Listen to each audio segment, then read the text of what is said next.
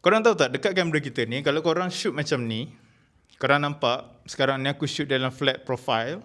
Macam mana aku nak memudahkan korang faham Sebagai contoh macam ni, aku rasa mungkin korang dah faham part ni. Yang terang adalah highlight, yang gelap adalah shadow. Bila korang shoot flat profile macam ni, kamera korang ada kelebihan untuk tangkap sebanyak yang mungkin data-data yang ada dekat tempat yang paling gelap dan data-data tempat yang paling terang. I hope that makes sense lah. Contohnya, kalau korang shoot biasa yang selalu korang pakai, kalau korang shoot tergelap sangat, lepas tu korang nak recover balik dekat editing, agak susah. Ataupun korang tengok macam, this is unusable. Tapi kalau korang shoot dengan low profile ni, korang mungkin ada lagi data-data yang tersembunyi dalam kontainer bila kita shoot dalam low profile ni, supaya korang boleh recover balik. Korang boleh tarik balik shadow tu naik. Korang boleh turunkan balik highlight yang ter-overexpose tu. Next content nanti mungkin aku akan share dengan korang macam mana nak operate dan macam mana cara nak shoot dengan low profile ni. Tapi untuk introduction ni aku harap korang faham lah.